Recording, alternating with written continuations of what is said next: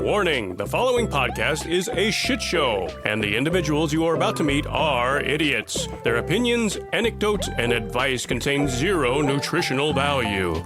This is the critical human condition and all of its strangeness. This is life, according to an idiot. Jeremy, audience, I come to you upset, sad, disturbed, and once again, sick. Are you sick? I think that I'm becoming sick. That sucks. Because Flo, I told you, but I didn't tell the sweet listeners that they are sick again. They've had a fever for the past, since Sunday. So Sunday, Monday, Tuesday, Wednesday. I think that's when you get a priest involved. Yeah. Have they been to the hospital? No, they've been messaging their doctor, and their doctor's like, just drink fluids. Because it hasn't lasted. Okay. Like, they haven't had a consistent fever. Oh, it's been going away. Yeah, like the fever will break and then it'll come back. But yeah, they've been out of work for about 4 or 5 days. Damn. They've been sick. Are they walking around? Yeah, they're walking around. They're like conscious now, finally. Like the first couple days, yeah. You know, when you get like really sick. Yes. You're just sleeping and like that's all you can muster. You're like in like a Civil War deathbed. Like you're just sort of like sweaty in bed having visions. Right. You have like scarlet fever. I have like a wet rag and I just pat it on them. What it does, I don't know. You're visited by like the vision of a deceased relative. Yeah. Saging around them. They told me that they want to do a simmer pot and a curse breaking spell because they're convinced that someone has cursed us. You never know. Because this year has been awful as far as sickness goes. Yeah, on both ends of this. Yeah. On this machine, I also have had a horrible year with this. Maybe someone cursed you, because what connects me and Flo? It's you. God. So, God does. The power of Jesus. You know, it's funny you say that because we are going to be talking about curses in this episode. Huh? On witchcraft. Oh. I don't know if you are, but I'm going to be talking about curses. I'm going to be talking about women getting set on fire, dude. Hell yeah. Straight up murking all these innocent women. You know what's fire? This pussy. Disgusting. We don't talk about our own genitals on this podcast. Pussy. Pussy's fire. Pussy. Okay. There we go. I'd like to see some Amazon reviews before I take your word for that. Well, I am getting engaged. Oh. So I feel like that's the ultimate Amazon review. So it's at least a 3-star. Do you want to see the ring? Yes, please. I got it in person now. This is perfect for a visual format. That was a joke because it's not a visual format. Oh, that's beautiful. What is that? Whoa. What is that stone? It won't focus. It's a salt and pepper diamond. A salt and pepper diamond. So let me describe it. It is oval/diamond shaped. It's a marquee cut. Marquee cut. That's what I was going to say. Marquee cut. And it's all spiky, like a flower. It's a slash sun that's exploding. It's a halo burst. Halo burst is what I was going to say. And the stone itself is, you know, it looks right at home on Mo's ring finger. Hey. Look at that. So salt and pepper diamond, is it just a black diamond? So salt and pepper diamond is when a diamond has like occlusions in it. So every... What? It has like dirt. It has dirt in it. Okay, occlusions. I thought occlusions was like one of the books in the Old Testament. Yeah, it's when it has like dirt or debris, or that's what it looks like. I don't know if it's literally dirt, but every salt and pepper diamond is unique and different. So they can have different ranges of how dark it appears. But if you look at it up close, it has specks of black and gray in it. That's why it's called salt and pepper. Okay. Because Why can't they clean that? Because I think that's just how the diamond is. I don't know. Dirt gets in the diamond? Is it coal? Is it parts of... Doesn't coal make a diamond? Yes. This is a science-based podcast, folks. Salt and pepper. Maybe it's pepper from the earth. Yeah, exactly. We don't know. Scientists don't know yet. I haven't licked it, so it could be tasty. I'm not really sure. Can you do it right now? We're not being recorded video-wise, so no one can use it as some sort of sick AI. Oh, I just put it away, though. Where is it? Isn't it right behind you? Yeah, but then I have to open the box, and then I have to open the box is a clamshell. It opens very easily. All right, well, we'll save it. We'll fit it for later. If at any point during this recording you feel the Holy Spirit in you and you want to lick that ring, let me know and we'll make it into a segment. That's how you know I'm sick. Yeah, honestly, you must be sick because you're so low-spirited right now. You would be all over licking something for the podcast. I know. I would have done it unprompted, honestly. Yeah, exactly. You'd have been like, yeah, I tasted it. It tasted so good. I'm trying to hold all the energy that I have so I can make it through this. You know, I don't have energy for licking right now. I got to save that. At the end, I have lick energy. I will do it then. Right now, I have one nostril that is sore. That's not a good sign. And I got to take care of that baby. I've just had like drainage and I can feel it in my throat too, like just the side of my throat. You know what I mean? That sucks. Yeah. I love the use of the word drainage. That's absolutely repulsive. So you are listening to According to an Idiot. Hi, I'm Mo, your co-host. And I am Jeremy, also co-host. Both disgusting people. Well, you know, okay. I didn't say anything disgusting yet. Just because you haven't said it yet doesn't mean that it's not within you. I just feel a little bit attacked. Yeah, so I want to start this episode off with a segment. Okay. If you don't mind. I would love that. This is going to be another installment of the very rare segment I've been doing occasionally called Time Machine. Okay. It's just a history-based little segment, you know? If you don't listen to the show, Mo sometimes does a segment called Science Corner. This one is more rare. We go through the annals of history. It is the salt, pepper, diamond of segments. All right, let's jump into it.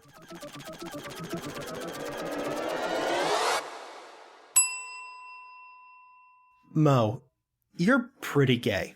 Yeah, I would say so. Okay. I would say I am exceptionally gay. So, would you be shocked if I told you that it's very likely that America has already had its first gay president? I could see that.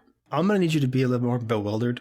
I know. It's true. We may have had a first gay president. Well, I mean, Eleanor Roosevelt was notoriously gay.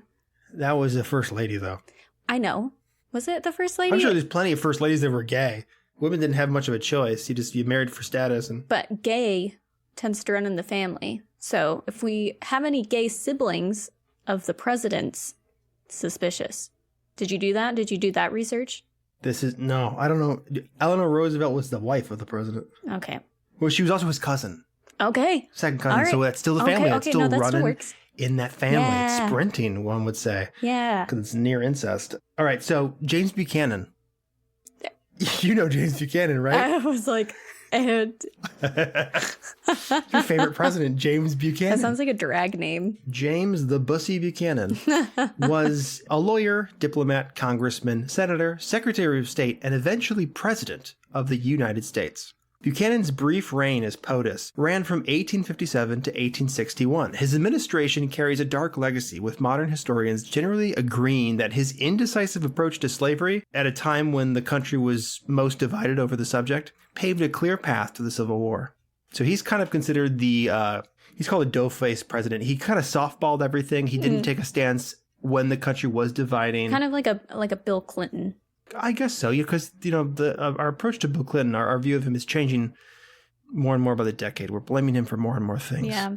Buchanan swore to only serve a single term, which was something presidents used to do, like a brag, like all the things I want to do, I can accomplish in a single term, during which he refused to take a clear stance, like I said, on slavery, claiming neutrality while also supporting the Dred Scott decision, in which the Supreme Court ruled that no one of Black African descent could be granted citizenship. The Dred Scott decision was the most polarizing action on a long list of political fuck-ups during Buchanan's disastrous 4 years in office that scholars attribute to the Civil War. Okay, so we hate this guy. He's not great. So I'm sorry, gays. Your potential one president was not that cool of a dude.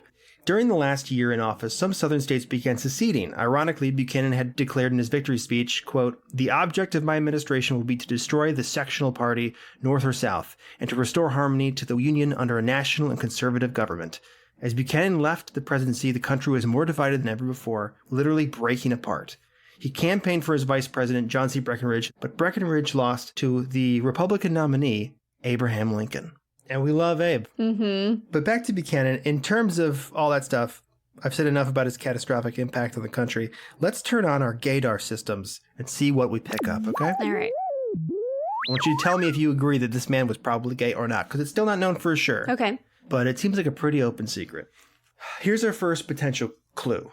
James Buchanan never married and is the only U.S. president to remain a lifelong bachelor. Okay, gay. Textbook red flag or lavender flag that a historical figure was queer, but it's not out of the realm of possibility for a man to value his career over his love life. I mean, the presidency, you kind of have to be a bit of a sociopath to be a president, so it goes hand in hand. He didn't need a companion. Who knows? Sociopath? I don't know, but egotistical, narcissistic? Yeah. Definitely. It could also be that maybe he was asexual. That's a thing too. Mm-hmm. However, there is no evidence of him showing any interest in women. In 1818, when he was about 27, Buchanan courted Anne Coleman, the daughter of a wealthy iron manufacturer. They were engaged in 1819, but rarely spent time together. Their friends speculated that he was marrying her for money. According to letters and records, Anne Coleman had become aware of some particularly troubling rumors, unspecified, that caused her to break off their engagement. Yeah, sounds gay. It sounds like when I dated a guy in high school and I was like, I never wanted to hang out with him. Yeah. And I always told him not to come over because I didn't feel like hanging out. And so we would just go weeks sometimes. Playing hard to get. Mm-hmm. He's like, this is the one. Well, it's probably the other way around. She was probably like, yeah, like I just got to work for him. I just got to make myself available. And he's like, eh. So this Anne Coleman lady broke off the engagement after learning some rumors that seemed to have disturbed her. Mm-hmm. It was a foot thing. Shortly afterwards, Anne died suddenly. It's believed to have been a suicide. Suspicious. Yeah, this is further supported by the fact that when Buchanan wrote her father asking permission to attend her funeral, Anne's father fiercely denied his request. She talked shit to her dad. Yeah, she's like, I heard a rumor that he's been sucking dudes off in the Congress coat closet. Mm-hmm. Yeah. And her dad's like, I get my dick sucked in the Congress coat closet. What the hell? He's like, it was you. Buchanan was best friends with politician William Rufus King, another lifelong bachelor. Buchanan and King lived together for 16 years and attended formal functions together.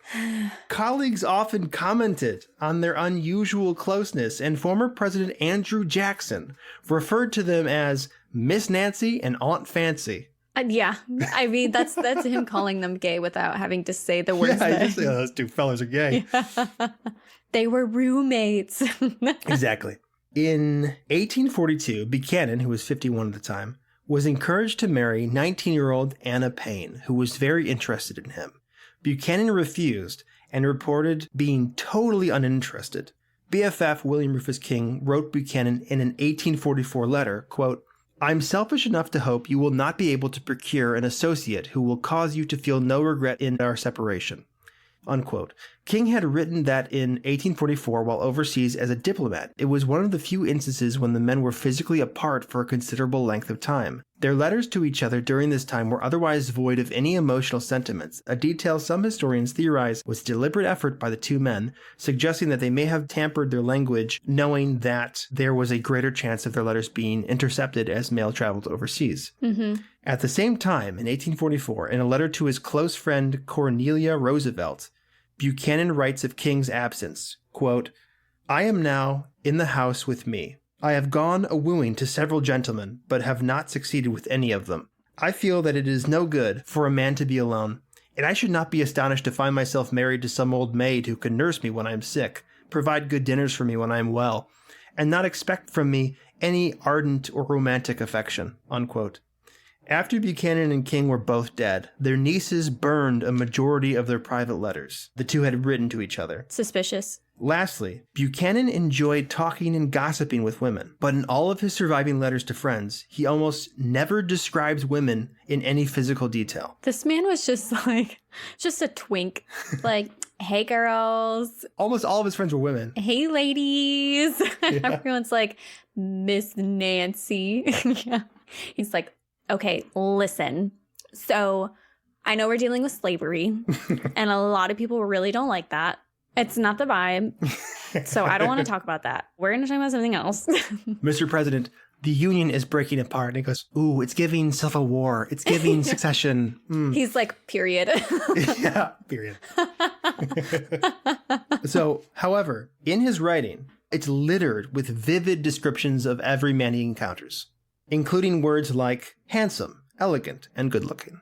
Large bulge. So he's always describing men. He never describes a woman. Yeah. But he had a ton of female friends. Mm-hmm. But yeah, so I don't know about you, but I'm an ally. I still feel like he sucks. But Yes, absolutely. But he would think of the time he was born. yeah, 10 out of 10 chances that he's gay. Absolutely. Yes. 100%. So our first gay president, and potentially our last gay president. Not our last. Our last so far. I don't mean like indefinitely. I was like, ally?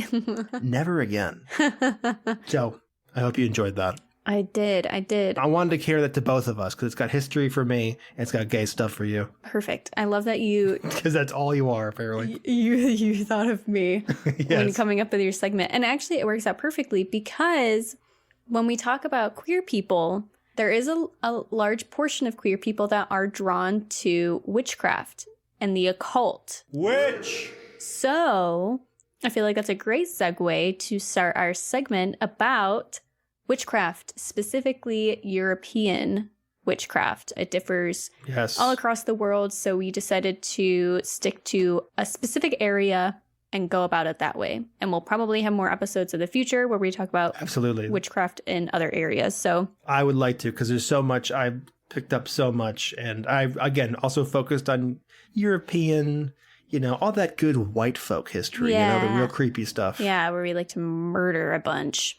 So I did some research on Old Norse witchcraft specifically. So that's where we're going to get started. Okay. Sharing their curiosity to know the unknown, their tension, their readiness for inconceivable adventures. Is it human or inhuman? Earthly or unearthly? I am a witch. House haunting, broom riding, cauldron stirring witch. Show me. Black Philip crackers out his head. Black Philip, tonight the queen is wed. Unbelievable? Fantastic? But I tell you, it could happen.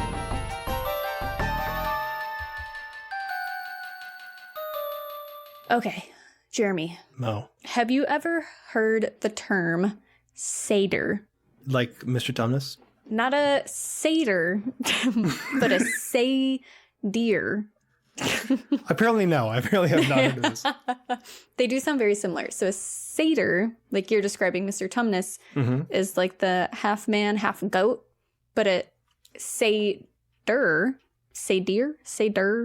I actually, now that I'm saying it out loud, I don't know if I know how to say this. What's going on? I'm frightened. I'm confused. It's also sometimes written as Seior, which in my head I always just say is senor. There's no N though. I know that It's just S and all of the vowels between S and R. It's just Siar. Sior. Anyways, Siar. satyr is a type of magic that was used in old Europe back when they were first, discovering grass. It's a type of magic that told and shaped the future. So rituals were used in times of crisis using this type of magic to see into the future and hex enemies, bringing out those curses. Mm-hmm. So some specific spells that they would use with this type of magic was seeking out hidden things. People with ADHD, they're like, hold on, where the fuck did I put my keys? It would bring good luck, control weather, curse someone. You could blight the land. Hell yeah. Induce illness, injure people, cause death, a lot of stuff. Some parts of it were sexual, so they did partake in some sex magic type stuff. And something that I thought was fun is they would have magic staffs and march those around, but they were phallic.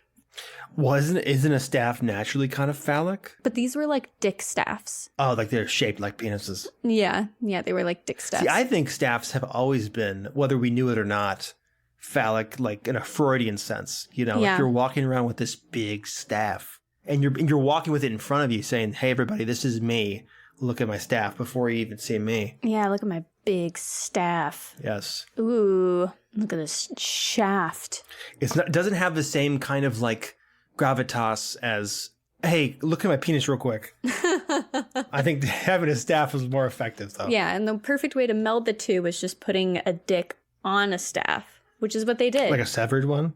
No, I think in my head, they just like whittled it Widow. to make it look like a dick. My widow dick.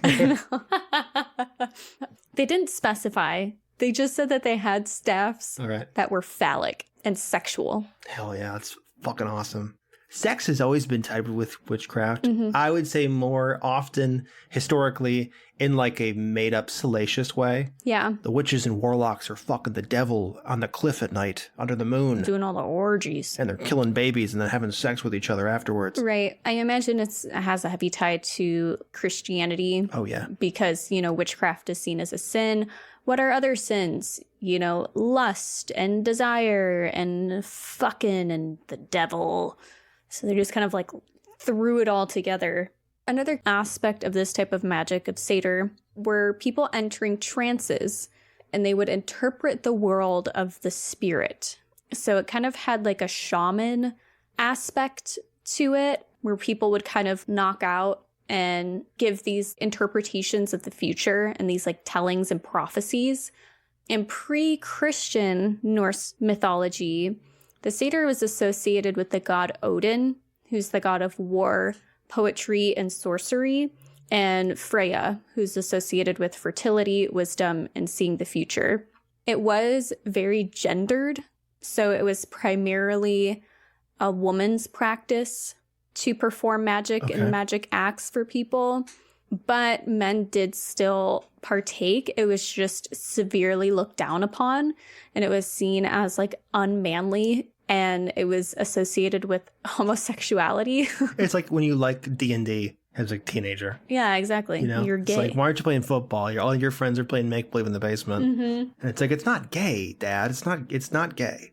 It's just different. And like, right. And also a little gay. But like tastefully so. Right.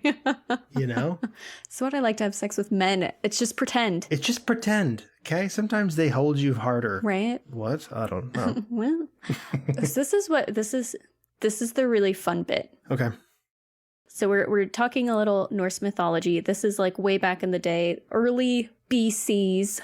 Okay. Big cock. So Freya is the archetype of vulva. Okay. Freya is the archetype of vulva? Mm-hmm. So vulva, I'm glad you asked, is a professional... What's a vulva? The car company. A professional practitioner of Satyr. Oh, I thought you were saying it was the part of the vagina. No, they just have the same name. Oh, it must be inspired, correct? I am assuming. Okay, all right. Because the pussy is magic. It certainly is. So vulva, I might be pronouncing this wrong. Who knows? But how's it spelled? I'm going with it. It's Volva. Hell yeah, that's just what it is. The only difference now is it's spelled Vulva. Mm-hmm. It's like an O with two little dots over it. Perfect. I'm glad I'm not problematic. So vulva would travel and trade magic for different types of compensation, like money, room, or board. And they were set apart in society. So a lot of people feared them because of the power that they had. Mm-hmm. But they are also heavily sought after so that they could be used.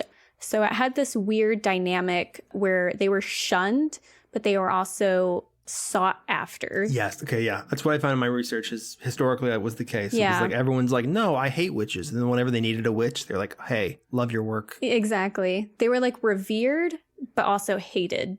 So it's a strange dynamic.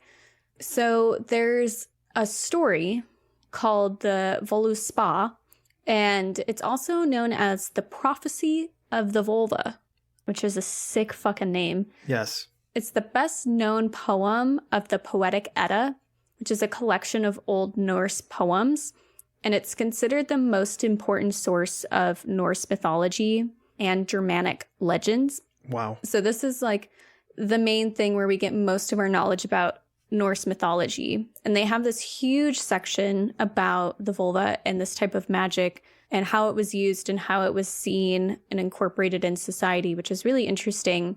But it has this long story in a poem. But the synopsis is basically, it starts with a vulva, so a professional witch, asking for silence from the sons of Heimdall and asking Odin if he wants her to recite legends. And the legends that she starts to tell him are about creation myths, where the world was a void, a magical void, until the earth was lifted out of the sea and created the world.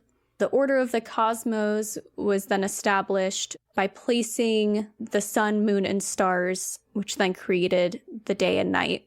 Temples, tools, and dwarves were then made in that order. Those are important people or things. Right. And then the creation of the first man, woman, and the Yggdrasil. Yggdrasil. Is that the evil snake? Yes, it's the world tree. The Yggdrasil is not the snake. Oh. It's the tree that the snake is eating or whatever? You're thinking of Jorgamander. Yes, Jorgamander, my favorite Pokemon. Jorgamander. Let me see how to pronounce this. Hold on. Yggdrasil. Yggdrasil. Yggdrasil. This is known as the world tree, which is, I think, really interesting because this is seen cross-culturally. We see different depictions of the tree of life, in this case, Yggdrasil, where it's an immense sacred tree in the cosmos where everything exists around it. So you have this giant tree, the way that it's pictured, and the world is basically encapsulating it. So the tree's like inside of the earth, but it also is the cosmos. Okay. So it's very like as above, so below type of mentality. Like, so as the cosmos are outside, they're also within us type of thing. The story then goes on to talk about a woman by the name of Gullveig, who was burned, which started a war between the different groups of gods. And it turns into Ragnarok, which is the war between all gods. It's the destructions of gods. The end event. Yeah, it's like the end of the world. All the gods are fighting and they like destroy everything in their battles. Odin is slain by a great wolf named Fenrir. Thor faces Jorgamander, the world serpent, who dwells in the earth. I choose you, Jorgamander. Which we talked about in the Leviathan episode, I believe. Yeah. And Thor wins, but then he dies anyway because he got bit and was poisoned. The venom. Yeah. But within Ragnarok, a world reborn rises and is more beautiful than the one before. Do you know when Christian missionaries were trying to convert Norse, whatever, people, Scandinavian people, when Christian missionaries were trying to convert them, what they did was they took that story and they said, well, at the end how everyone dies, but the world starts to recreate itself or whatever. Well, out of that ash tree, because it's a big ash tree that, what was it called? Like Yggdrasil? Yeah. It connects all the realms in there. It's like the connection of all the 9 realms. Mm-hmm. That's part of the lore. Anyways, they said, that important ash tree, it kind of cracks open after the apocalypse, and a man and a woman crawled out of it. And their names were Adam and Eve. And they go, oh, wow. So like your Christianity is just a continuation of our religion? They're like, yeah, for sure. And then they baptized him and shit. Damn. There we go. They got him. They got him. They got to him. That's interesting. Because it does have similarities to the Sibylline prophecies, which What's that? They're Greek prophetesses, ladies who tell prophecies from Greece, and they utter divine revelations in like a frenzied state. Oh, similar to what we did a whole episode. Half of the episode was about it. Oracle of Delphi. Yes, exactly. They were in that mountain, and there's those cracks in the mountain that were like emitting vapors, getting them high, and they were like, the hallucinogenic gases. Yeah, exactly. So these like vulvas, were known to be similar to the Oracle of Delphi, which kind of leads into how runes are incorporated into the magic. So you might be aware that runes were used in the alphabet for Germanic peoples before they adopted the Latin alphabet. And they were used to symbolize either a sound. So like in English, right, we have like different letters and they represent a different sound. So like an A is an ah. But they also have different runes that symbolize a concept instead. So they might have one that symbolizes like fertility or protection, stuff along those lines. And as they started to kind of change alphabets, the meanings kind of shifted a little bit, where it was used to like mark ownership of things, but also to imbue things with different properties. So they could be used as like magical signs, as charms, or for divination. Mm-hmm. And it was strongly associated with that type of magic, the Sidir, and also with the vulva. So the story goes that Odin discovered the runes when he hung himself from the world tree to learn wisdom. He hanged himself? Yeah, he hung himself. And he hung for 9 days. And just before he died, he found the runes, grabbed them, and earned back his life. Do you know what that was? It's like autoerotic asphyxiation. That's like what? Autoerotic asphyxiation. You ever heard of that? I want you to describe it to me. Oh, my sweet summer child. It's like when you choke yourself to get off. Oh. So it's like for 9 days, he was like seeing the world. I mean, I'm exaggerating, obviously, but like there is this tie between like crossing over that veil, or you're getting an epiphany from God or whatever. There is a close tie to that sexual bliss. Mm-hmm. There's always, in every religion and every practice, whatever, there's always some weird little like connection there to the divine and the sexual. Yeah. For example, this is fucked up. When people get hanged, the first thing that happens to the body is your dick gets hard when you're dead. Because the way the blood flows when you're hanged. Right. Well, I was gonna say, yeah, you don't get blood to your brain anymore. So yeah, exactly. Yes. And also, it's just like so hot. Yeah. Oh, I'm gonna die, but also this is incredible. People die. People have died on autoerotic asphyxiation. Mm-hmm. You get like a hook or something. You get a belt. You tie it around your neck, and you hang yourself like gently. Yeah, It's safe enough to where in a pinch you can get your feet up and maybe step off and whatever. But there's famous people have died from that. Mainly, there's a guy named David Carradine. He was. I hope I never get like that famous. Where you get sexually fucked up? Yeah, where like I just lose enjoyment. Yeah. That I have to start hanging myself to get off. Yes, because things just get handed to you. Mm-hmm. And all of a sudden life loses that spark and you go, okay, what's the next crazy thing I can do? So I don't know how we got to talking about this. We're talking about Odin originally, but... Because Odin likes to choke himself to get off and find runes, apparently. We call it runing. So jerking off. Okay. Yeah. With runes, you could predict the future, protect a person against misfortune, imbue objects with different qualities, like I said, or write spells or curses. So I had actually made my own set of runes. I made a set with Flo like a year ago, maybe like a year and a half ago. Okay. We had gone to a local creek where we used to go all the time. It was right by our house, and we like picked out all the little rocks that we liked. We like cleaned them off and polished them and then marked them with the different runes. And we used it for like a divination and also for charms. So one of my friends was going through a hard breakup at that point. So I would make little like charms with the runes. Okay, you guys, I just want to say this out of concern for your safety in a sense, because you guys are living in Texas. No offense to Texas. Love Texas, whatever. I feel like you guys are at risk of being murdered by a Christian fundamentalist. 2 lesbians going down to the stream and finding magic stones to imbue with symbols. Well, it's like, yeah, there's 2 lesbians are out there doing witchcraft. Yeah, it depends on your viewpoint, because Flo has been taking testosterone for a year now, and they're like passing as like a guy. So now we just kind of look straight. Okay. So now we might be safe. Now we might be home free. Who knows? It's almost like a beard, but more authentic to yourself. Right, right. But that's kind of like a little bit of a background as far as like where European witchcraft kind of started. A lot of it came from that area, and a lot of it has like Norse origins as far as like where magic kind of comes from and how it was implemented and how they like traveled throughout the region in different areas to supply magic to people and tell the future and, you know, predict misfortune and stuff like that before Christianity kind of came in and fucked everything up. It fucked some things up. I mean, it wasn't I don't want to isolate any Christian listeners, but... It wasn't great to begin with. Every religion, I would say every religion. We are living in the era, a very long era, in which Christianity reigns supreme. Mm-hmm. You know, for the most part. I don't even know if that's true anymore, because aren't there more Muslims in the world? Probably. I don't know.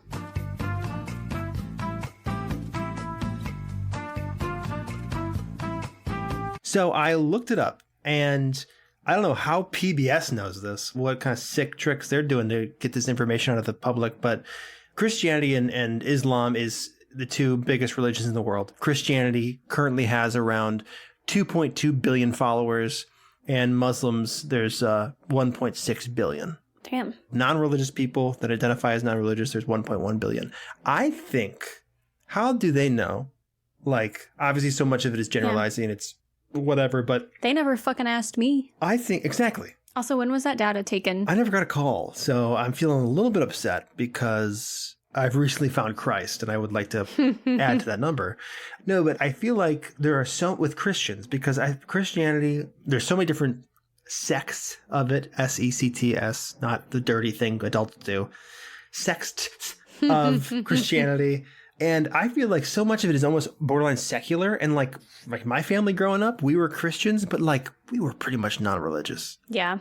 Like, I feel like a lot of white people just say they're Christian if they grew up in like around a church. Yeah. Your grandma went to church all the time. Exactly. Yeah. Your grandma wore a cross, so you're Christian. Mm-hmm. You celebrate Christmas. Well, I mean, that could be just Yule. Sure could be. But with Santa Claus and stuff, you know. As we talked about, that's actually a pagan tradition. Yes. We did a whole episode on it. Mm-hmm. I know as a kid, we would go to, we called it the Church of C&E, Christmas and Easter. We go to church on Christmas and Easter. And I always saw, even as a little kid, once I figured out Santa probably wasn't real, and I knew this Easter bunny wasn't real for, since I was like 5, but I would fake it. And I saw going to church as like, okay, in order for mom to let me get gifts from Santa, I got to go to church. So like, I think people just do that forever. They go, yeah. Okay, well, now that mom's an old lady and I have kids, I want to show her that I care about her by taking the family to church. Blah, blah, blah. Right. It's less of a faith thing and more of like a community thing.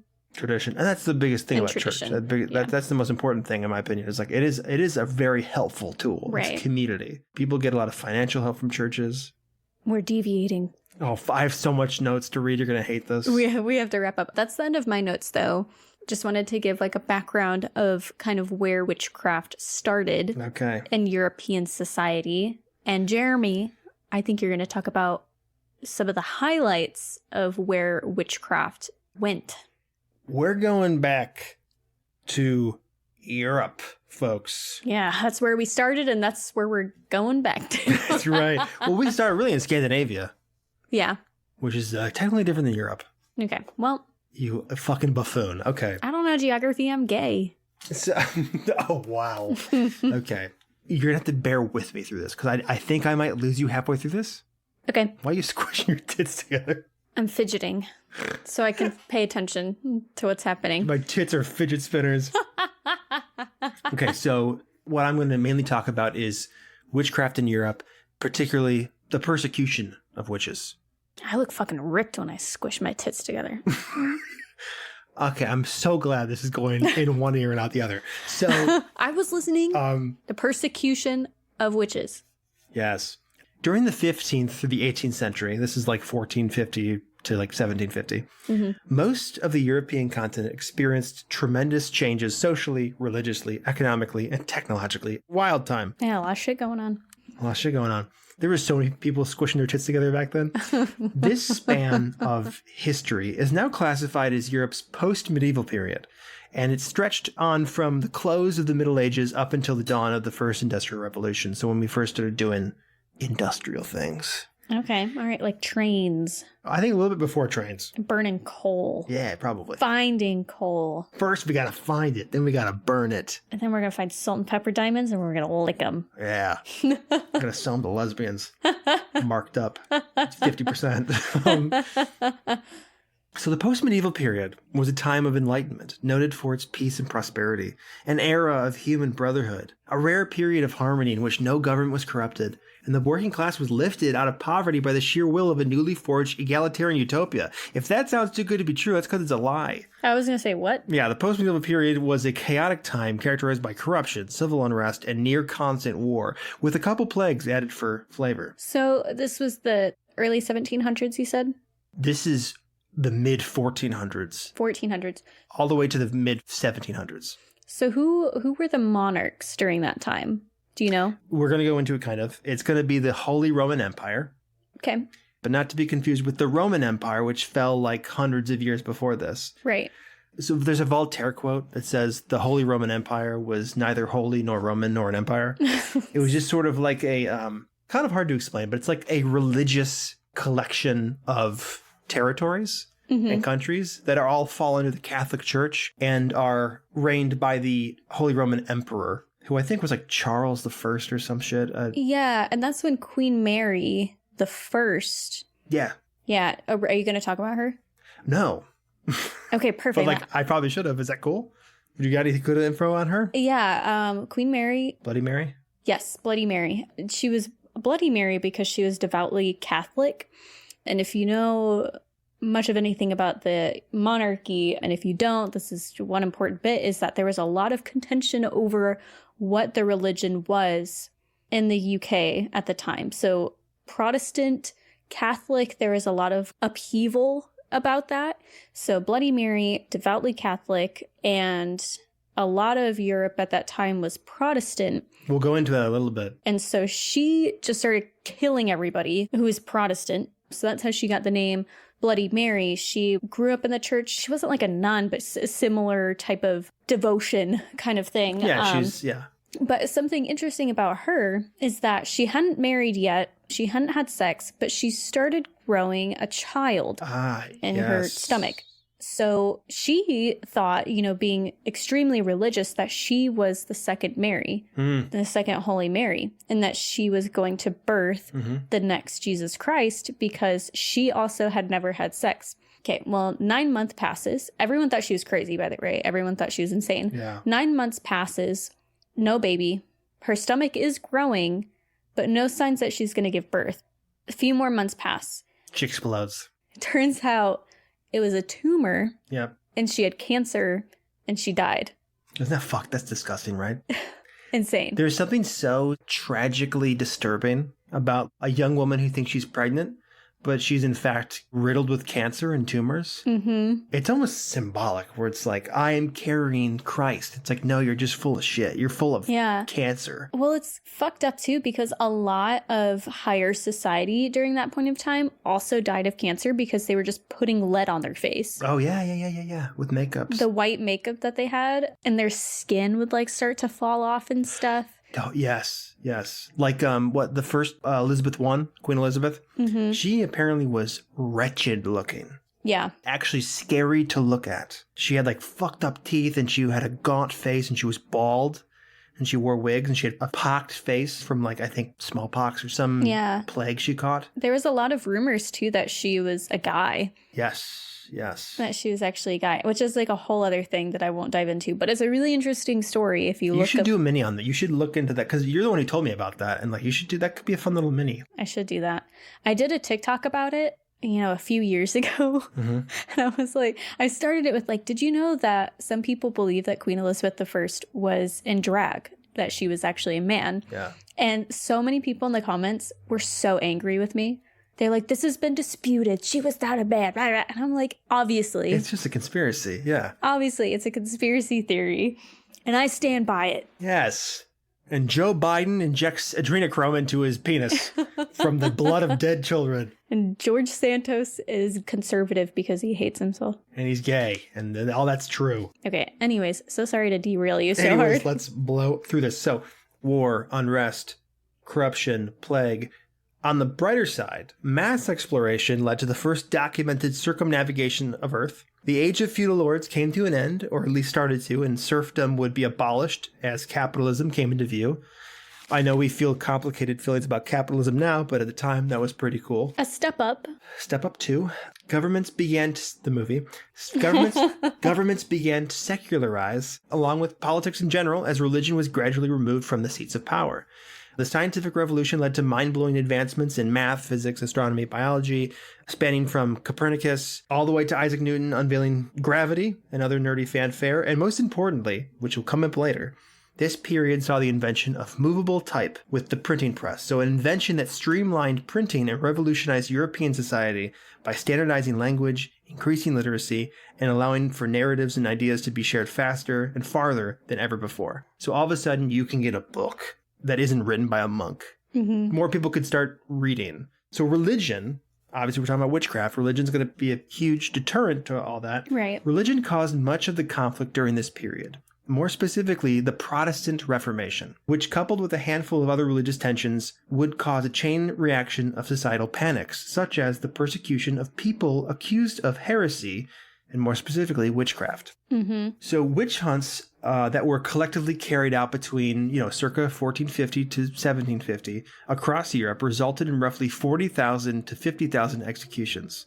By modern estimates, around 75 to 80% of all witchcraft-related executions at this time were women. American historian Brian Levick collected data from all surviving records of the European witch trials and confirmed that approximately 110,000 legal witch trials were conducted during the post-medieval period. In his book, The Witch Hunt in Early Modern Europe, Levick notes that many of the documented trials are missing the court's conclusions, so the precise number of convictions and sentencing, we don't really even know. I saw on TikTok, there's a popular thing that goes around saying that, TikTok is TikTok. Yeah. But, it's the whole, feminist witch movement kind of thing. Mm-hmm. A popular thing that they spread around is that 9 million women were killed across history for being witches, which is, there's absolutely no evidence of that. Well, Women were killed all the time.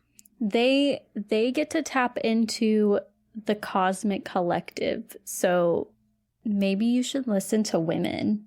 Maybe you should go to the corner of the room and squish your tits together, okay? So, it's impossible to talk about the centuries-long witchcraft panic, often called the Great Hunt, which is an awesome term, so badass, without acknowledging that glaring bias for females to make up the vast majority of alleged witches. Men were also accused, convicted, and executed for sorcery. As much as 20% of all executions were men, but women were especially targets due to outdated gender norms that primed society to view women as both morally weak and more susceptible to the sexual charm of the devil. Well, that makes sense too, because if we're looking at the region and as far as the Slavic societies, a large majority of magic practitioners were women, and it wasn't acceptable for men to do it. So that might be a carryover of that effect. Because you also think of there were people before this, in way early Europe, and they existed for centuries onward, but they're called the cunning folk. And it's just a term for what we would call today maybe a carny, or somebody who does tarot card readings and fortune telling and some more kitsy stuff, whatever. But back then it was taken very seriously. But more importantly, they had medical, folk medicine, and they were insanely popular until the king and the powers that be were hey, we don't like witches, and that's pretty close to witchcraft, because those people could be using their powers to find treasure or do a love spell or kill somebody with magic, whatever. And so at a certain point, they started killing cunning folk, and then they stopped, and then descendants of theirs continued practicing whatever. And a lot of cunning folk were women, because, men were off either at war or doing manual labor. Not that women weren't also doing manual labor, but men were obviously especially. Yeah. So yeah, it was just something that women were more likely to fall into, if anything. Right. And there's kind of that stereotype of women being more in tune. Yeah. With themselves and nature and emotions and in a higher self kind of thing. And at that time, I think women had never been more mysterious to the male mind, Right, because there was a lot of, I think, restrictions placed on women at that time. Because I think they were more or less kind of equal. Early man, things kind of devolved.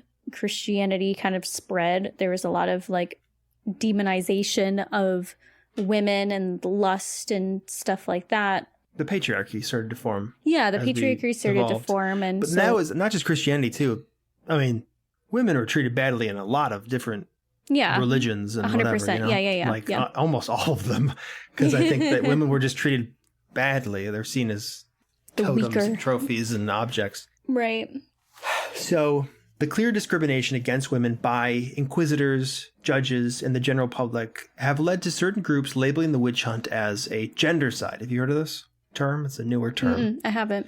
Gendercide, it's coined, I think, relatively recently. It's a play on genocide, obviously, that refers to a range of systematic violence reserved for humans based on their own gender, as well as patriarchal assumptions about their gender. So The Reformation. As mentioned before, the Protestant Reformation was a movement that kicked off seemingly endless conflicts, including the 30 Years' War, which was the longest and most destructive war in European history, spurring violence, famine, and disease that is said to have accumulated in the death of approximately 8 million people. So that was around this time too. Damn. So here's the Protestant Reformation according to an idiot. So prior to the Reformation, nearly every Christian in Europe was a Roman Catholic, and the large part of Europe fell under the influence of the Holy Roman Empire, who I talked about them enough before, so you kind of get the idea what they are. Roman Catholicism was and is a sect of Christianity, and at the time there were Christians across the world in every continent, but Europe was predominantly Catholic. The Holy Roman Empire was basically a church-driven government, but the Pope and the Emperor kind of ruled the church together symbolically.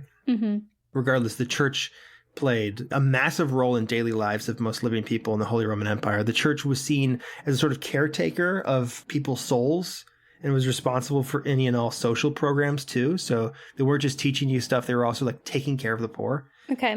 Whether they were doing it well or not is up for debate, but they provided food and financial assistance to the poor and ran orphanages as well as schools. So any kind of thing you had because of the church. Yeah, any like public amenity. And also the church, the Catholic Church at the time, owned 1/3 of all land in Europe. Wow. It was an industry. Yeah. Villages and towns fell into parishes, which were church-run administrative districts. Each parish held at least one local church run by a priest, which were managed and overseen by bishops and archbishops who governed dioceses, which is like a district containing a bunch of parishes, whatever. It was all divvied up and it was all governed by, in some sense, locally by the church. So Catholic priests played a pivotal role in the lives of the citizen. Yeah. They baptized you when you were born. They married you to your spouse. They held mass every day, every week. They would hear your confessions and they read your last rites on your deathbed. Like they were with you through every important part of your life. And for most people, their priest was the only person in their lives who could actually read the Bible. Bibles at that time were exclusively printed in Latin, a language foreign to most non-clergy people. It was just probably a way for them to keep it exclusive. This meant that priests and the Catholic Church had complete control over people spiritually and their understanding of their own faith. This clearly allowed for corruption to take hold of parishes and dioceses as priests and bishops exploited their influence and power. In many cases, priests went on to hoard wealth and live like rock stars, all the while cranking out underwhelming sermons and making light of their duties. So it quickly, over a century or two, really got pretty bad to the point where like Rome was considered just like a place of low morals and debauchery. Right. Greed. It was well known that priests had sex with prostitutes and also, more importantly, like the bishops and stuff. It was an open secret that they were molesting boys way back then. So the unchecked power of the church, which was enforced by religious courts, led to resistance from growing numbers of the population. This would eventually lead to the church splitting, an event kicked off by a bright young German monk named Martin Luther. A real nerd, Luther publicly criticized the questionable aspects of Catholic doctrine, composing 95 theses critiquing and rejecting various practices and rules that the church promoted. The biggest one, the most popular one that people talk about that he pointed out as being corrupt, was called indulgences. Okay. And priests and clergymen claimed that many departed souls were trapped in purgatory. And for a single money donation, a person could pardon whatever sins were keeping their lost loved ones in purgatory. So they'd just be like, hey, your mom's dead. She's probably in purgatory. But here's the thing.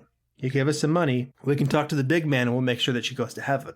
Back then, you'd be like, oh, my priest would never lie to me. And also, like, I don't know anything because I can barely read. Right. Yeah, here's some money. It was like a pay-to-play method of being religious. And so Martin Luther pointed that out, saying, hey, this only exists to benefit the church financially. And also, these funds aren't even going to, they're being like divvied up amongst people and being used to buy decadent and elaborate things and living situations. Right.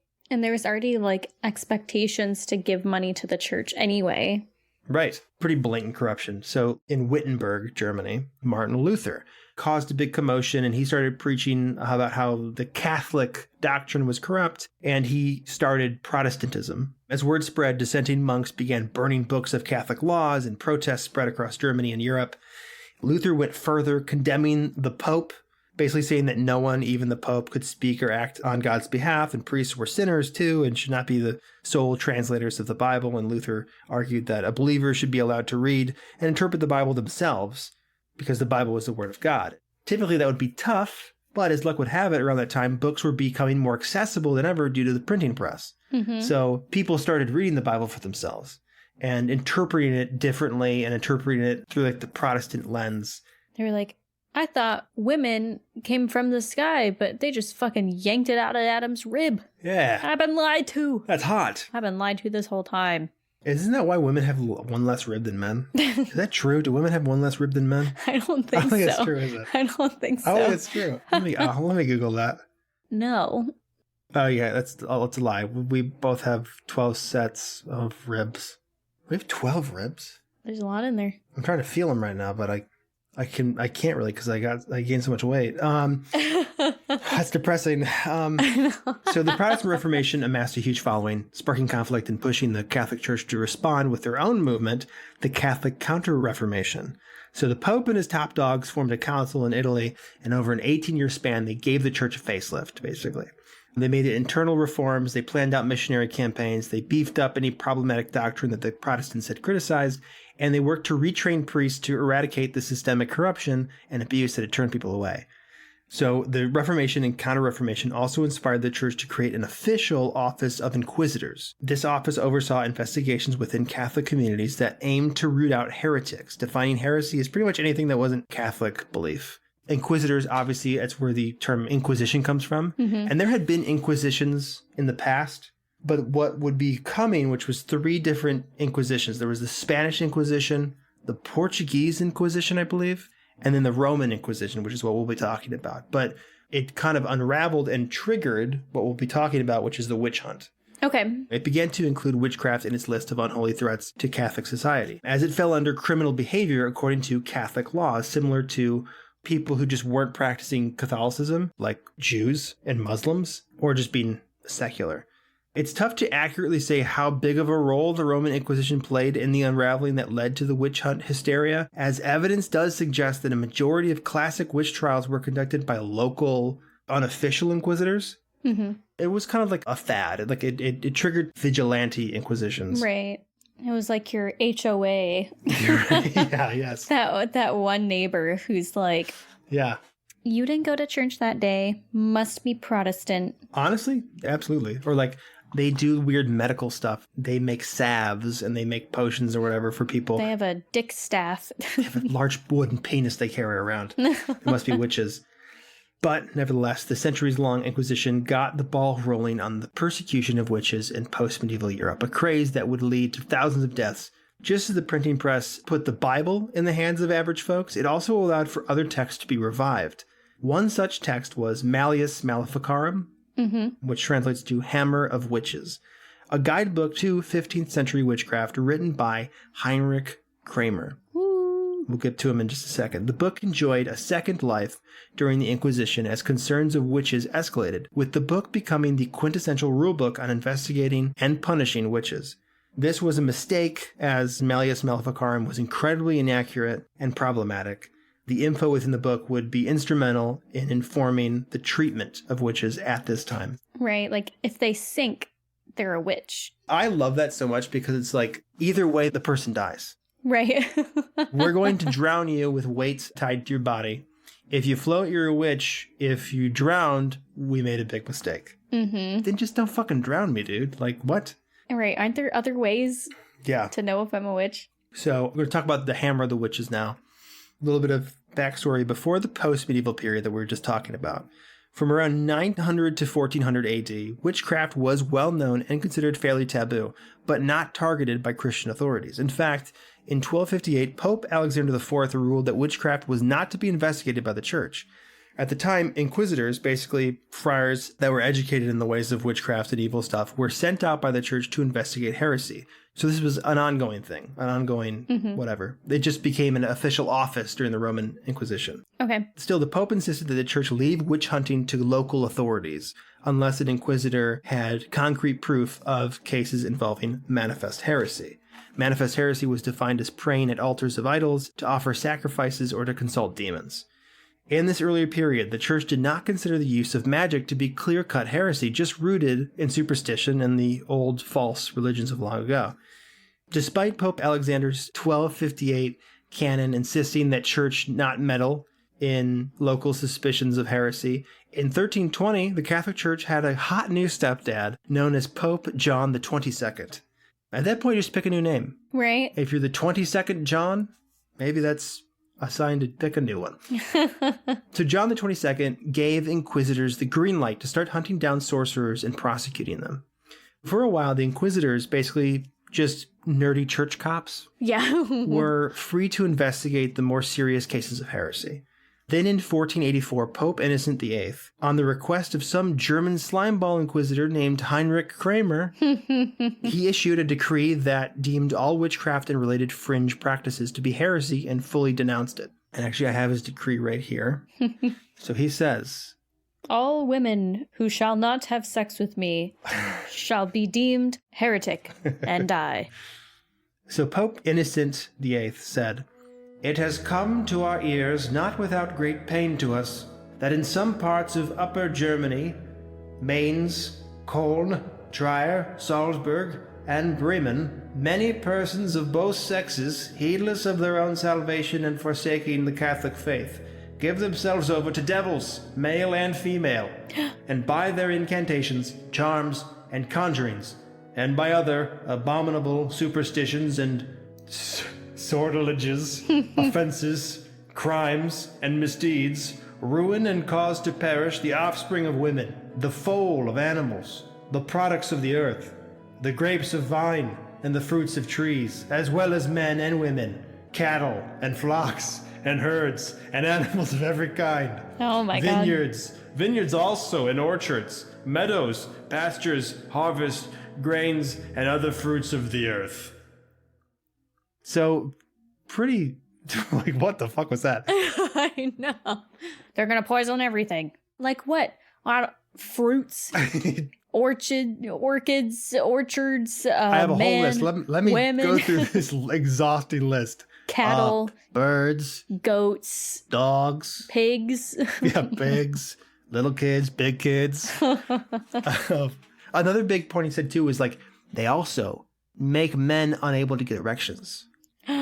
It's all one plan. Keep the men impotent so they can't have beautiful, healthy Catholic children. My wife's a witch. She doesn't want to have sex with me. It's now largely accepted that Heinrich Kramer had swayed the Pope due to political conflicts between German inquisitors from the Office of the Inquisition and local German priests who were annoyed by dorks like Kramer, who forced their way into local churches and tried investigating church members for potential witchcraft. The priest would drive out the horned-up inquisitors, citing jurisdictional authority. So Kramer tattled on them to the Pope, who passed the decree as a way for his cherished witch detectives to reestablish power over the dissenting priests. Sick. I guess. Overall, Heinrich Kramer's goal of using the Pope's decree to support his dream of staking claim over all witchy business ultimately failed. Back home in Germany, Kramer was denied authority anyway. He then moved to Austria to, quote, bring witches to justice. Oh my God. And was given jurisdiction by a powerful bishop to conduct an inquisition. But Kramer soon became disliked by the locals. After a disastrous witch trial where Kramer investigated a woman because she spat on him and cursed him, she pretty much voiced the opinion everyone else was too scared to say out loud. Yeah. Kramer was effectively fired because his only evidence of her alleged heresy was a made-up claim that she was a slut. The bishop, annoyed and a little disturbed, banned Kramer from his diocese. So Kramer retired and chose to compile his knowledge of witches into his book Malleus Maleficarum, which was published in 1487. Kramer made sure to include a copy of the Pope's witchcraft decree, which I read to you part of, in his book as a flex. However, the Pope nor the Catholic Church actually endorsed the book. So later, this book with the printing press would kind of get its second printing or whatever, and it became pretty popular amongst inquisitors and local authorities that were really freaked out about witches. Okay. So, Hammer of Witches. In 1486, Kramer had published his official dissertation on witchcraft and how to deal with witches and sorcerers. Kramer set to writing this book as justification for his practices and beliefs. Kramer longed to condemn witches, characterizing them as a threat to Christianity and society as a whole. This was just like the original incel. Yes. But he just like had a little bit too much power and a little bit too much influence. And it got taken away in too much of an embarrassing way. Yep. And he was ridiculed. So prior to Kramer's work, witchcraft was well known and considered heresy, but the punishments for being accused varied from place to place. In earlier times, townsfolk of any given region knew which of their neighbors were suspected witches. It was an open secret. In some cases, earned the suspect street cred because they were seen as obtaining useful powers.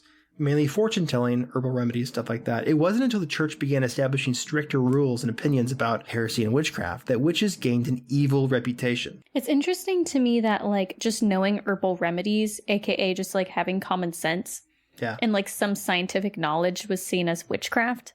They're like, hey, I have this nasty fungus, and, like, I heard the lady down the street can, like, help you out, and she does, and then they kill her for it. You know what I think it is, partially? When you do that, you run the risk of an adverse reaction. So if you say, put this special medical mud on your sore and it makes it worse and someone loses a limb or dies, right, or gets sicker, they're going to say, she cursed me. She gave me this medicine. She tricked me. Yeah. Just like how back in the day, midwives were often arrested for witchcraft because if there was a miscarriage, or, God forbid, multiple miscarriages under one midwife, which you couldn't control back then. It was very unsafe to have a kid. They'd say, she's cursing the mother. She's killing the baby so that they can then sacrifice the baby to Satan and eat it and then have an orgy, like all that kind of crazy shit. So that's what I think it is. I think it's that, first of all, you're a woman. You're probably aloof. Maybe you're older. Maybe you don't have a family of your own. You're this old woman who makes medical cures or helps women give birth. And you just happen to accidentally attract the wrong person. And like something bad happens. Someone goes, oh, you know what? This happened because you're an evil, ugly witch. So still, prior to the 1400s and 1500s, it was rare for someone to be prosecuted for practicing witchcraft. But as the church took more severe stances on heresy, it found that their attempts at prohibiting heretical actions like witchcraft and unchristian practices wasn't actually making a difference. Church authorities began looking for more radical solutions. That's when they resorted to Kramer's Malleus Maleficarum, a how-to guide on driving out evildoers that has been widely discredited upon its initial publication. Today, it tends to be like remembered as a conventional handbook for witch trials and stuff, but in reality, prior to Kramer, inquisitors did not operate in such a severe and violent way. Kramer's approach was extreme and rejected by other inquisitors of his day, hence why he was fired by the bishop in Austria and hated by the locals everywhere. When inquisitors investigated suspected witches and found them guilty of heresy, the maximum penalty was a fine or a sentencing to spend a day in the stocks. Oh, okay. People like Kramer started pushing, like, hey, you know, the only way you can stop a witch is by killing it. They can't redeem themselves. Heinrich Kramer was far from a typical inquisitor, and for his intense approach, the book was banned in the courts run by the Inquisition. Secular courts that were uninformed about Kramer's bullshit adopted the Malleus Maleficarum with open arms, pretty much, adhering to its contents when prosecuting heretics, effectively soft-launching witch trials as we know them. In retrospect, the most problematic belief stated in Kramer's book is that death is the only real cure for being a witch. This left little room for rehabilitation of those deemed guilty, and if you were charged with witchcraft, you were pretty much automatically dead. Yeah, because you can't, like, prove your innocence, really. Exactly right. And his logic was a heretic, in this case a witch, could not be redeemed in the eyes of God because of their alleged alliance with the devil. They were corrupted, but could be cleansed by burning at the stake. Such a terrible way to go. Yeah. Kramer's book covers how witches can be identified, how they should be tortured in order to extract confessions, and what specific powers witches possessed. So some highlights from the book. Kramer poses the basic question, is witchcraft real or imaginary? To which Kramer assures that witchcraft is very real because the devil is real. Kramer establishes that witches enter into a pact with the devil in exchange for harmful magical powers. Witchcraft had a distinct effect on females. Not only were witches more often women, but a menstruating woman, for example, radiated a concentrated magical energy that witches could tap into and use to enhance spells and powers. Old women were especially dangerous. They were dangerous witches and often used such feminine energy like that which emanated from a menstruating female. They could steal that. That's interesting. And exploit it. Because that's still a belief. Like, I don't know if you know that, but in modern witchcraft, and spells, people will use their menstrual blood to enhance, like, the spell's work, especially when it comes to things like manifesting. Yeah. And if it comes with your love life or your romantic life, it's seen as very potent. Okay. I've never done it because I'm better than that. Just kidding. I wonder if it was like a legitimate practice or if it's something this guy just said and then like later generations started incorporating it. I assume this guy wasn't a very original thinker. Yeah. I'm sure that menstrual blood always was viewed with some level of... Because it's not blood that you get from a wound. It's blood that happens cyclically and means fertility. Mm-hmm. There's a symbolic thing to be taken from menstruation and all that kind of stuff, I'm sure, in all different cultures. But yeah, so old women as well, if they were witches, they could tap into that energy and exploit it to turn innocent, young, and susceptible women into witches.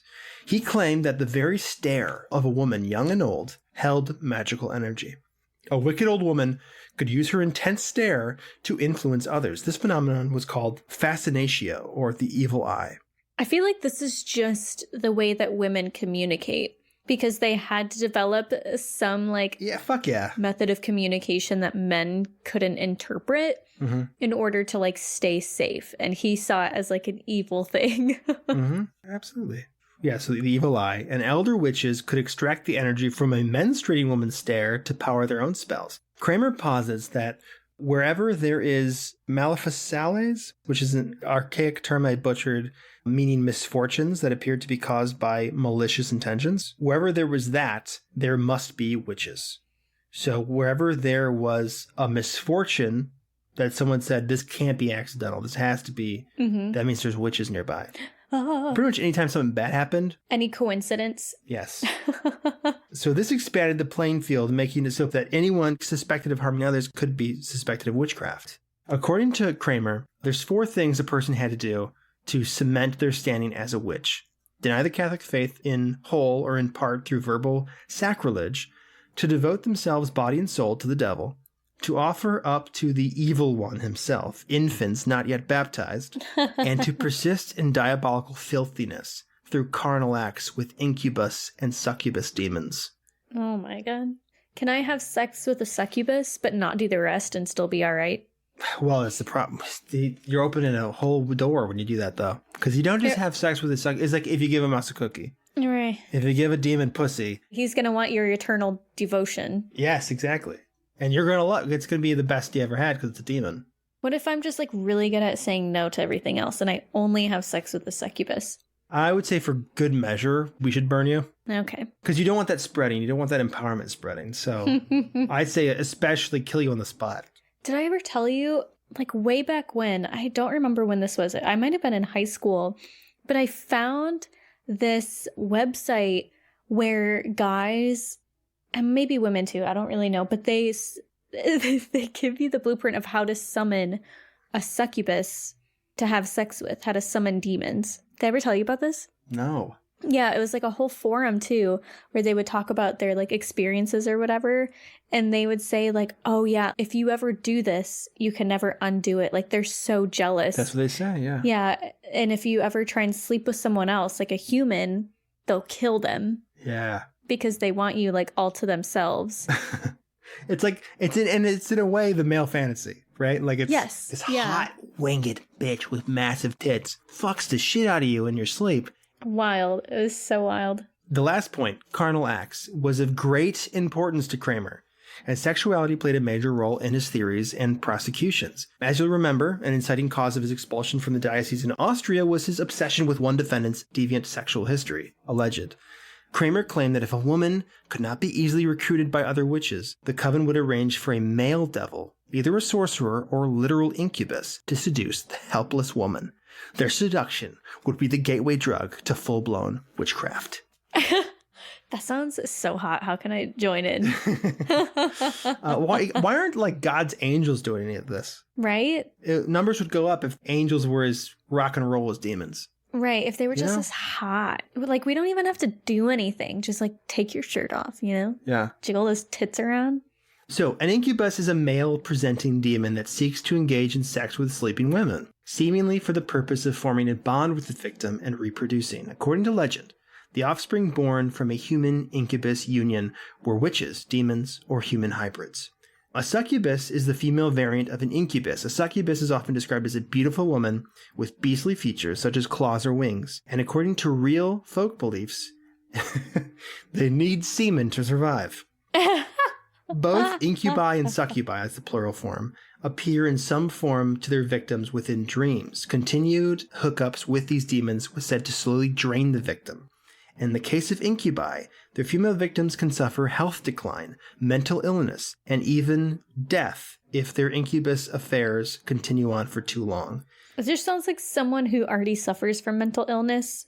A theory for both the incubus and succubus myth is that it's sadly likely sexual trauma. Yeah. Because that must have come from someone getting pregnant and saying, all I remember is this horrifying dream. Right. Horrific stuff. All this stuff comes from shit like that, unfortunately. Yeah, no, you're right. I didn't even think about that. Yeah. So in his Malleus Maleficarum, Kramer states that the good old-fashioned exorcism is your best bet at driving out an incubus or succubus.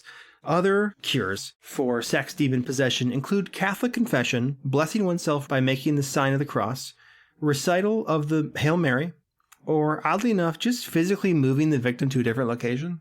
Let's move you to a different town. The incubus shows up at your bed and they're like, where the fuck? You're not Anna. Yeah, I'm Glenn. I just bought her house. What are you doing? About to rock your world. Throughout the book, women are characterized as more impressionable, superstitious, impulsive, and prone to erratic emotions.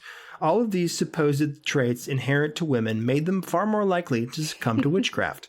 Kramer stressed that humans were most susceptible to the devil's influence where sexuality was involved, and women were naturally more sexual than men.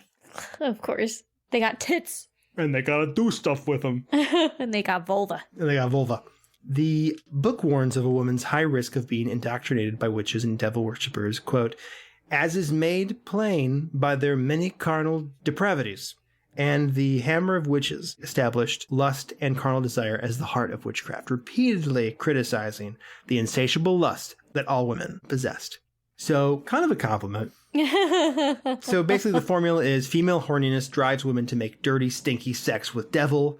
The unholy union grants them magic powers, which is witchcraft, that they use to gain additional lovers who are coerced into joining the Devil's Legion via military-grade witch blowjobs, I assume. These witches also use their powers to punish former lovers and other enemies. Through continued intercourse with her master, the witch shows servitude and produces more offspring with the devil, thus growing Lucifer's army of witches.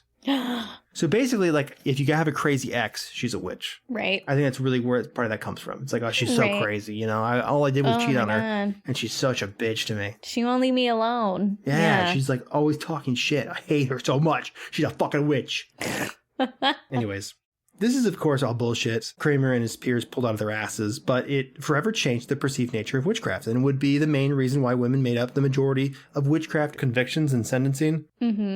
So we're going to end on the fun stuff, which is torturing. Yay! Yes. It's giving drama. As the hysteria surrounding witchcraft climbed and a majority of governments abided by the methodology of the Malleus Maleficarum, shit got real bleak. Period. According to Kramer's modus operandi, the best way to inspect or interrogate a suspected witch was to implement torture. The belief being that through immense pain and discomfort, a witch would forfeit and offer up a confession. The obvious issue with this is that we now know that torture is not a reliable tool for extracting factual intel from anybody. You know, the reason why it works is because it makes you just lie so you can stop the pain. Right. False confession, just out of desperation. How susceptible do you feel like you would be to torture? Like, how long do you think you could last? I have no idea. I think about this from time to time. I do too. I would really like to be the person that just gets killed and doesn't say anything. Yeah. A man of my word. But at the same time, for example, I was at work at a previous job and I was screwing things into the ceiling of our studio. And I had what's called a butterfly, which is like a plastic winged piece of plastic that you drill a screw into, and you can run a zip tie through the two holes of the wings, and it cinches when you're putting cables on ceilings or anywhere else. I had my fingers like hooked around it so that I drilled the screw into the ceiling without moving my fingers from on top of the butterfly. Essentially, I screwed myself into the ceiling. No. Tight. Fucking electric drill. I'm shocked I didn't break my fingers. Anyways, within the 5 seconds it took me to stop panicking so I could unscrew my hand, I would have done anything.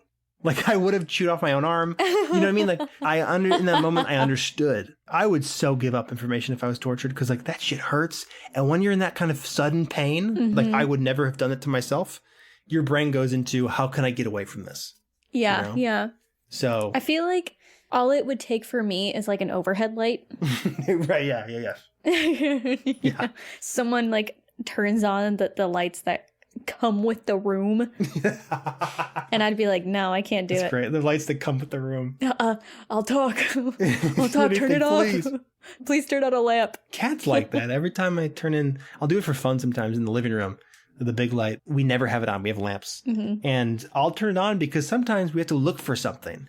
And you need a fucking overhead light. Yeah. And I turn it on, and you'd think that I just took a picture of her grandma and burnt it. It's like, we need to see something, and you need a fucking overhead light. I'm tired of turning my phone flashlight on. No, I'm tired of that. I cannot. If there's an overhead bright-ass light, we need it. It's there for a reason. That's why it came with the room. I'll leave the room. I'll be like, you're on your own. Yeah, so when a suspected evildoer was being interrogated, the Inquisitor or whoever would conduct various methods of torture while asking a series of leading questions. Their answers were carefully recorded by a scribe. Often the accused would retract whatever confession they made during their torture session. This rarely mattered to the courts, however, as a confession was a confession, after all, and any recanting would come across as insincere and deceptive. It's like a lose-lose situation. According to some accounts, if an accused witch kept their mouth shut and didn't retract their confessions, they were sometimes shown mercy by the inquisitors and strangled to death before being burned at the stake. A weird token of appreciation for not threatening the reputation of their corrupt torturers. So obviously strangulation much quicker than being burned alive and much less painful. Right. So isn't that fucking crazy? Just like, hey man, I really appreciate it. Just start strangling him. Ugh. I mean, I would prefer that, I guess. I guess so too, yeah. I don't want to be strangled though, dude. That's not, well, I can only speak for myself, apparently, as I know your feeling towards being strangled. I feel like if I were in that situation, and like at that point, if you're persecuted, you're gonna die. Yeah. I would just do it myself, you know? Strangle yourself? Like eat a rock or something, you know? Oh, kill yourself. Yeah. Eat a rock? I think that would just give you a bowel obstruction. And... No, I would choke and like... Oh, okay. Choke yourself with a rock. There's always rocks. There's always rocks. They come with the earth. They're there. It's a permanent fixture. This is true. There's always a rock somewhere. Mm-hmm. Isn't that weird? Someone should look into that. Why are these rocks everywhere? Yeah, why do we have those? I thought we got rid of them when we put grass in. Aliens. They're trying to tell us something. They're dropping them. Oh my god, we're supposed to turn them into runes. So specific forms of torture varied from country to country, but the greatest hits include flogging, which the victim is repeatedly struck with a whip or switch. Kind of hot, right? People like that. Kids these days are into it. There's binding, where a victim's body is wrapped or bound into painful, contorted positions. There's stretching. A victim is tied to a device called a rack. It's a wooden frame slightly raised from the ground with a roller at both ends. The wrists and ankles were chained to the opposite rollers.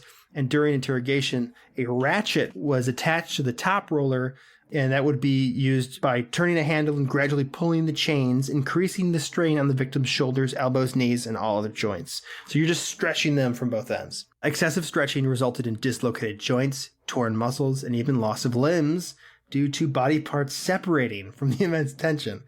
Another common torture was the use of the thumb screw, a primitive vice made to contain the victim's, this is horrible, to contain the victim's big toe or thumb, and the vice mechanism would allow for protruding nails or spikes to be slowly pierced through the body part. So sometimes you put both feet into it, and there'd be two nails that go right into your big toenail. And they would just slowly grind them in, right? Some thumb screw instruments could accommodate both toes or both thumbs at once, even entire hands and feet. This instrument was also referred to by its alternative and downright adorable name, the Pillywink. What about the rats? Do they do the rats one? That one's fake. It's fake. I'm sure it was used at some point or whatever, but that was, it's like propaganda. Huh. Interesting. For the people who may not know what we're talking about, there's, I guess, a common myth that a torture method was used where people would place a couple rats on your stomach, put a pot over it, and then heat the bottom of the pot. So the rat's trying to get away from the heat would eat through your stomach to get away and kill you. And I'm sure humans are sick enough to where that probably happened at some point. Someone had to try that out, you know? Mm-hmm. And it could have been a guy in 2003, right? Like, it could be, people could be doing these things all the time. Right. It was in Game of Thrones, so... It was. And it was also in the book 1984, I believe. And that came out in 1984, so... And it came out in 1948. That was a joke. I know, but, like, did you know it came out in, like, the opposite? It was...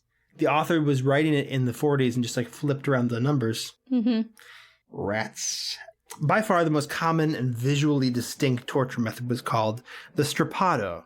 For this nifty trick, the victims' hands were put behind their backs, and they were then suspended by a rope secured to their wrist, causing the arms and shoulders to be pulled in an unnatural position with the victim's entire body weight pulling on the contorted arms, resulting in dislocated shoulders.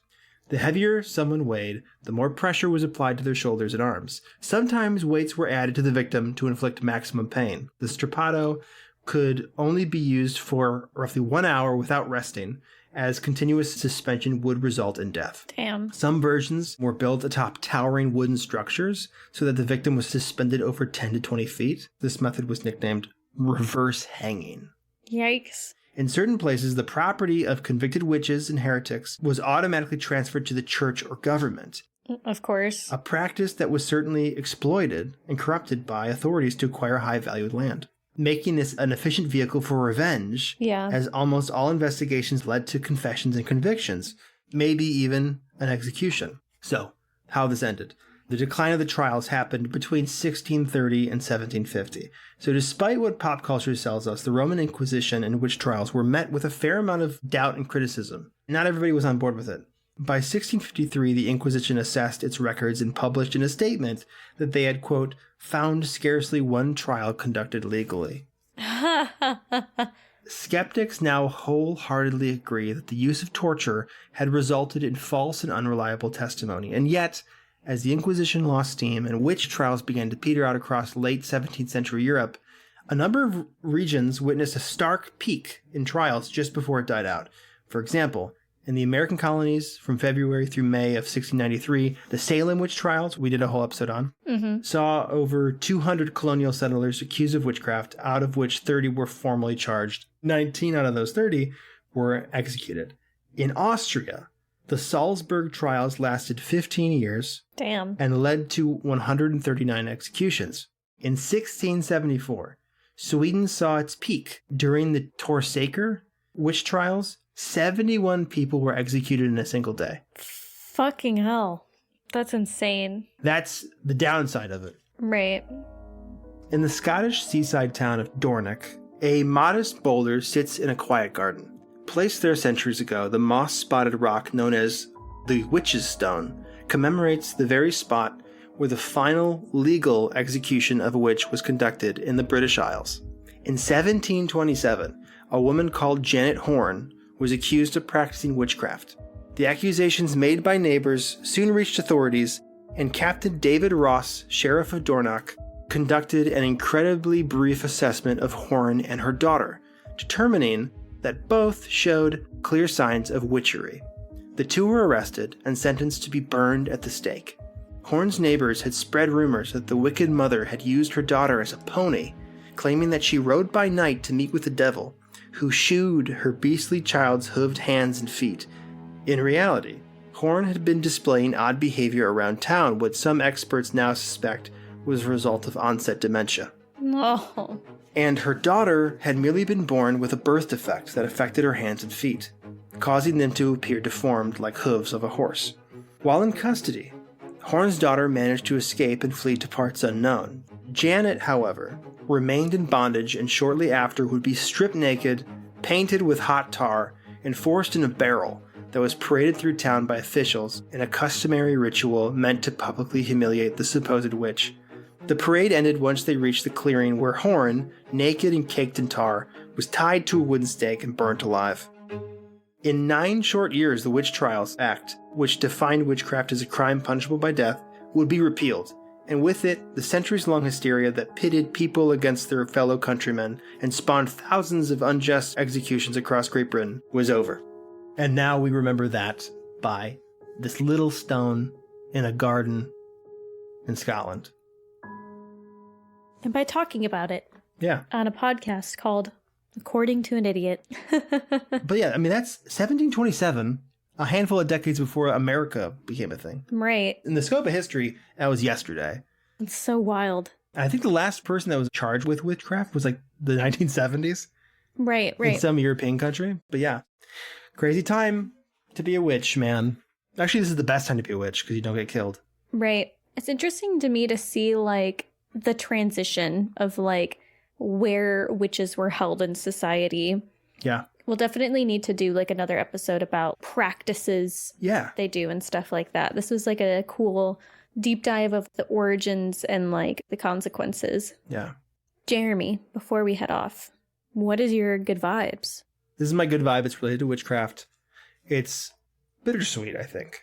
There was a woman in France, a young woman in France, that was being accused of witchcraft and magic.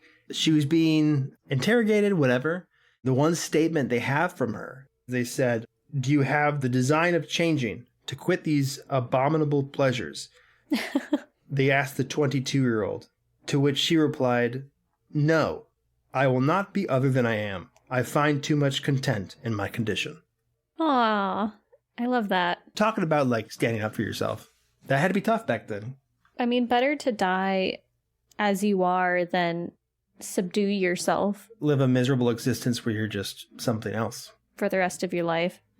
That was a beautiful good vibe. My good vibe for the week is that I sold out my first show. Woo! Woo! Congratulations, that's awesome. Thank you. Thank you. Thank you. What was the head count? I don't know the official head count, but it was, I think, close to 70 Okay, that's big. people. That's huge. A lot of people in one theater. So yay. But it went well too. It went good. Yeah, no, it was great. Have you had any humiliating experiences practicing stand-up? I mean, bombing. Yeah, like going to an open mic and bombing for sure. That has to be terrifying. Like, I mean, yes and no. I think going to a lot of open mics makes it Not as bad because I know I'm not as bad as other people because there are some really bad comedians. Yeah. And I think also the understanding that not every venue is going to be like your niche. Like if you're going to do comedy, you kind of have to find your subset of people. And like with that comes finding the right place to do your comedy at. So because Joe Rogan is in Austin. Yeah. There's like a lot of Joe Rogan dude bros. Mm-hmm. And a lot of venues now kind of have that type of bigotry, shock humor style. Yes. So I was like going to venues like that, and I would bomb. Would you ever get a heckler? No, I've never been heckled. Okay, that's good. That's pretty rare, I feel like. If anything, you'll just get people trying to talk to you about like your joke, like or like they'll ask you questions. The only time I've seen someone where like a crowd completely turned on someone, I was doing an open mic and Flo was with me, and I told a joke where I mentioned that Flo is trans. And the next guy that comes up, the first thing he says is like, "Oh, you said your partner was trans. Do they have a dick or not?" Or like, "Oh, do they have a dick or something?" And everyone just dead quiet. And this woman goes, like, yells at him, like, "That's not appropriate to ask. You don't ask someone that." And then the organizer of the open mic was like, "Okay, moving on. That wasn't cool. Whatever."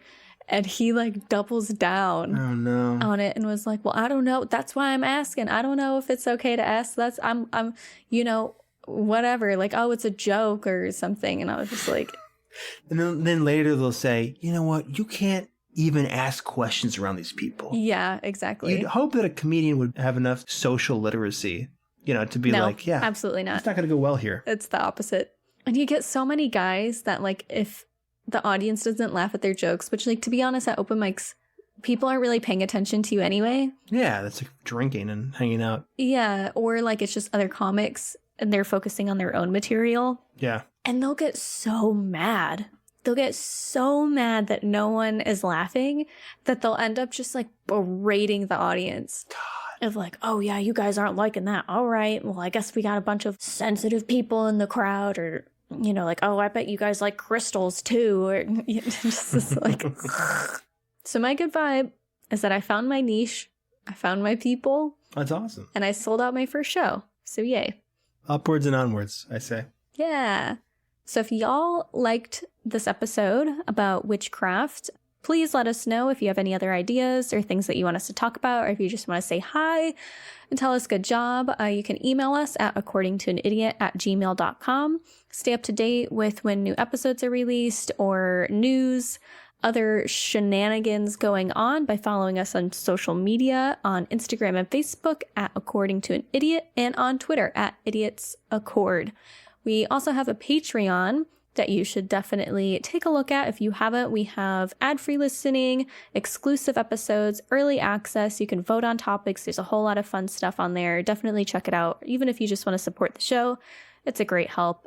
Definitely tell your friends, tell your family, talk to anyone who will listen to you, and rate us on iTunes and Spotify. Yes, it helps people find the show. But stressing the Patreon, we have like quite a bit of, in my opinion, really some of our best material on Patreon that you can't get on the main feed. Mm-hmm. Some really funny creepypasta. Our creepypasta series is becoming my favorite thing we do.